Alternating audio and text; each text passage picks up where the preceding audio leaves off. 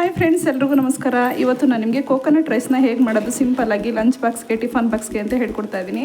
ಒಂದೇ ಥರ ಟಿಫನ್ ಮಾಡಿ ಬೇಜಾರಾಗಿದ್ದರೆ ಈ ರೀತಿನೂ ಟ್ರೈ ಮಾಡಿ, ತುಂಬ ಚೆನ್ನಾಗಿರುತ್ತೆ. ಹಾಗೆ ಹೇಗಿದೆ ಅಂತ ಕೂಡ ಕಮೆಂಟ್ ಮಾಡಿ ತಿಳಿಸಿ. ಕೋಕೋನಟ್ ರೈಸ್ಗೆ ಬೇಕಾಗಿರೋಂಥ ಸಾಮಗ್ರಿಗಳು: ನಾನಿಲ್ಲಿ ಒಂದು ತೆಂಗಿನಕಾಯಿನ ತೊಗೊಂಡು ತುರಿದಿಟ್ಕೊಂಡಿದ್ದೀನಿ. ಹಾಗೆ ಒಂದು ಹಿಡಿಯಷ್ಟು ಕರಿಬೇವು, ಒಂದು ಹಿಡಿಯಷ್ಟು ನಾಟಿ ಕೊತ್ತಂಬರಿ ಸೊಪ್ಪನ್ನ ತೊಗೊಂಡಿದ್ದೀನಿ. 3 ಈರುಳ್ಳಿನ ಹೆಚ್ಚಿಟ್ಕೊಂಡಿದ್ದೀನಿ. ಮೀಡಿಯಮ್ ಸೈಜಲ್ಲಿ 3 ಈರುಳ್ಳಿ ತೊಗೊಂಡಿದ್ದೀನಿ. ಹಾಗೆ ಒಂದು 15 ಹಸಿಮೆಣ್ಸಿನ್ಕಾಯಿನ ಹೆಚ್ಚಿಟ್ಕೊಂಡಿದ್ದೀನಿ. ಖಾರ ಸ್ವಲ್ಪ ಜಾಸ್ತಿನೇ ಹಾಕ್ಕೊಂಡಿದ್ದೀನಿ, ನಿಮಗೆ ಎಷ್ಟು ಬೇಕಷ್ಟು ನೋಡಿ ಹಾಕ್ಕೊಳ್ಳಿ. ಸಾಸಿವೆ, ಉದ್ದಿನಬೇಳೆ, ಕಡಲೆಬೇಳೆ, ರುಚಿಗೆ ತಕ್ಕಷ್ಟು ಉಪ್ಪು. ಹಾಗೆ ನಾನಿಲ್ಲಿ 1.5 ಪಾವು ಅಕ್ಕಿ ತೊಗೊಂಡು ಅನ್ನ ಮಾಡಿ ಇಟ್ಕೊಂಡಿದ್ದೀನಿ. ಸ್ವಲ್ಪ ಉಡುಡಿ ಮಾಡ್ಕೋಬೇಕು, ತೀರಾ ಮೆತ್ತಗೆ ಮಾಡ್ಕೋಬಾರ್ದು. ಹುಡಿ ಇದ್ದಷ್ಟು ತುಂಬ ಚೆನ್ನಾಗಿರುತ್ತೆ. ಅನ್ನನ ತಣ್ಣಗೆ ಮಾಡಿಟ್ಕೋಬೇಕು.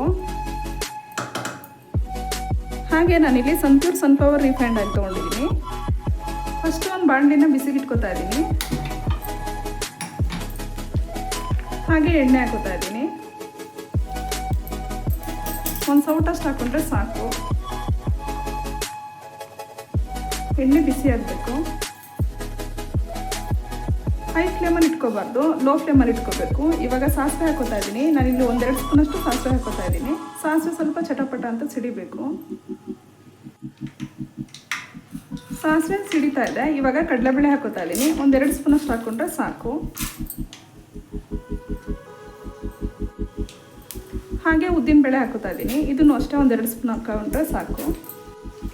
ಲೋ ಫ್ಲೇಮಲ್ಲಿ ಇಟ್ಕೊಂಡು ಫ್ರೈ ಮಾಡ್ಕೋಬೇಕು, ಹೈ ಫ್ಲೇಮಲ್ಲಿ ಇಟ್ಕೊಳ್ಳೋಕೆ ಹೋಗ್ಬಾರ್ದು.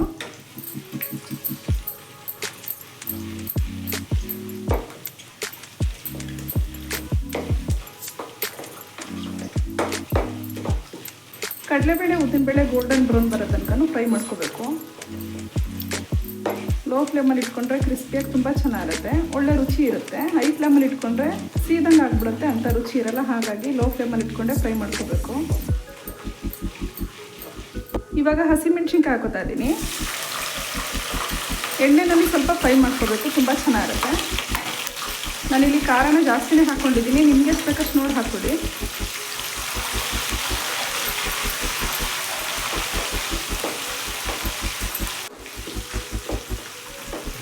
ಇವಾಗ ಕರಿಬೇವು ಹಾಕೋತಾ ಇದ್ದೀನಿ. ಹಸಿ ಕರಿಬೇವು ತೊಗೋಬೇಕು, ತುಂಬ ಚೆನ್ನಾಗಿರುತ್ತೆ, ಒಳ್ಳೆ ರುಚಿ ಇರುತ್ತೆ. ಹಾಗೆ ಕಣ್ಣಿಗೂ ಕೂಡ ತುಂಬ ಒಳ್ಳೆಯದು. ಇದನ್ನು ಅಷ್ಟೇ ಎಣ್ಣೆಯಲ್ಲಿ ಚೆನ್ನಾಗಿ ಫ್ರೈ ಮಾಡ್ಕೋಬೇಕು.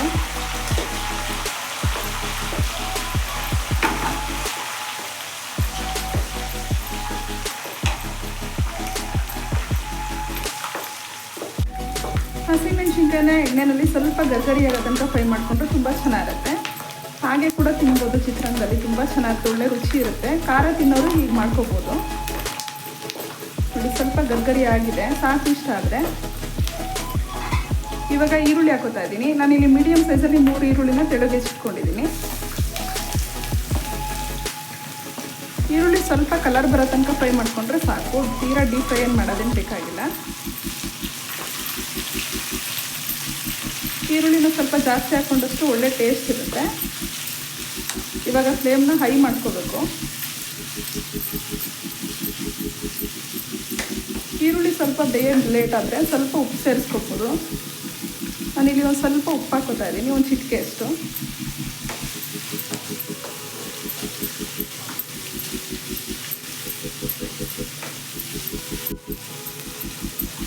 ನೋಡಿ, ಸಾಕು. ಇಷ್ಟು ಫ್ರೈ ಮಾಡಿಕೊಂಡ್ರೆ ಸ್ವಲ್ಪ ಕಲರ್ ಚೇಂಜ್ ಆದರೆ ಸಾಕು, ತೀರಾ ಡೀಪ್ ಫ್ರೈ ಮಾಡಿದ್ರೆ ಚೆನ್ನಾಗಿರಲ್ಲ. ಈ ಲೆವೆಲ್ಗೆ ಫ್ರೈ ಮಾಡ್ಕೋಬೇಕು.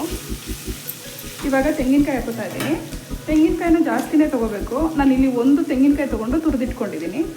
ತೆಂಗಿನಕಾಯಿ ಹಾಕ್ಕೊಂಡಷ್ಟು ರುಚಿ ತುಂಬ ಚೆನ್ನಾಗಿರುತ್ತೆ.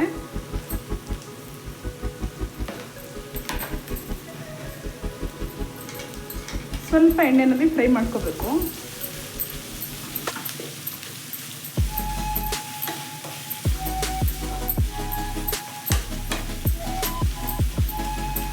ಈ ಚಿತ್ರಾನ್ನಕ್ಕೆ ತೆಂಗಿನಕಾಯಿನೇ ಒಳ್ಳೆ ರುಚಿ ಕೊಡುತ್ತೆ. ಹಾಗಾಗಿ ಸ್ವಲ್ಪ ಜಾಸ್ತಿ ಹಾಕ್ಕೊಂಡಷ್ಟು ತುಂಬ ಚೆನ್ನಾಗಿರುತ್ತೆ. ಸ್ವಲ್ಪ ಹಸಿ ವಾಸನೆ ಆಗೋ ತನಕ ಫ್ರೈ ಮಾಡಿಕೊಂಡ್ರೆ ಸಾಕು. ತೆಂಗಿನಕಾಯಿ ಸ್ವಲ್ಪ ಹಸಿ ವಾಸನೆ ಹೋಗೋ ತನಕ ಫ್ರೈ ಮಾಡಿಕೊಂಡ್ರೆ ಸಾಕು. ನೋಡಿ, ಸಾಕು. ಇಷ್ಟು ಮಾಡಿಕೊಂಡ್ರೆ ಇವಾಗ ರುಚಿಗೆ ತಕ್ಕಷ್ಟು ಉಪ್ಪು ಸೇರಿಸ್ಕೋಬೇಕು.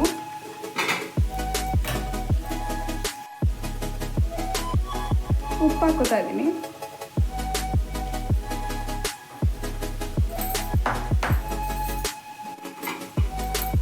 ಇವಾಗಲೇ ನಾನು ಅನ್ನ ಸೇರಿಸ್ಕೊತಾ ಇದ್ದೀನಿ. ಅನ್ನನ ಸ್ವಲ್ಪ ಉದುದ್ರಾಗಿ ಮಾಡಿಕೊಂಡ್ರೆ ತುಂಬ ಚೆನ್ನಾಗಿರುತ್ತೆ. ಸ್ವಲ್ಪ ನೀರು ಕಮ್ಮಿ ಹಾಕ್ಕೊಂಡು ಅನ್ನ ಮಾಡ್ಕೋಬೇಕು. ಮುದ್ದೆ ಆದರೆ ಅಷ್ಟು ಚೆನ್ನಾಗಿರಲ್ಲ, ಹಾಗಾಗಿ ಸ್ವಲ್ಪ ಉಡಿ ಇದ್ದರೆ ತುಂಬ ಚೆನ್ನಾಗಿರುತ್ತೆ. ಉದುದ್ರಾಗಿರಬೇಕು ಅನ್ನ, ತುಂಬ ಚೆನ್ನಾಗಿರುತ್ತೆ. ಇವಾಗ ನೀಟಾಗಿ ಮಿಕ್ಸ್ ಮಾಡ್ಕೋಬೇಕು.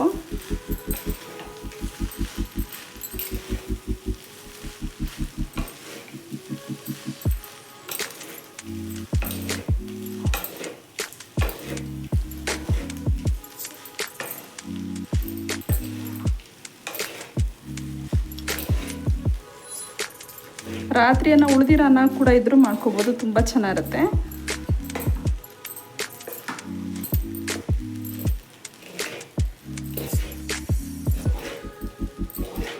ಹೀಗೆ ನೀಟಾಗಿ ಎಲ್ಲನೂ ಮಿಕ್ಸ್ ಮಾಡ್ಕೋಬೇಕು.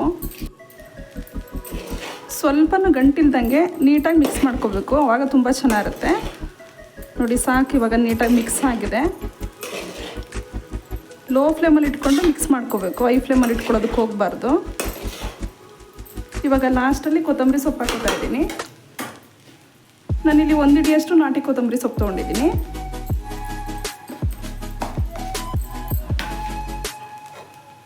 ಮತ್ತೆ ಮಿಕ್ಸ್ ಮಾಡ್ಕೋಬೇಕು.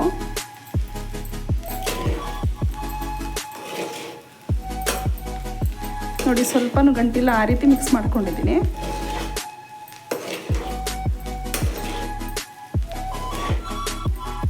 ಸಾಕು, ಇವಾಗ ಕೋಕೋನಟ್ ರೈಸ್ ರೆಡಿಯಾಗಿದೆ. ನಿಮಗೆ ನಾನು ಮಾಡಿರೋ ಈ ರೆಸಿಪಿ ಇಷ್ಟ ಆಯಿತು ಅಂತ ಹೇಳಿದ್ರೆ ಲೈಕ್ ಮಾಡಿ, ಶೇರ್ ಮಾಡಿ, ಕಮೆಂಟ್ ಮಾಡಿ, ಹಾಗೆ ನನ್ನ ಚಾನಲ್ಗೆ ಸಬ್ಸ್ಕ್ರೈಬ್ ಆಗಿ. Thank you.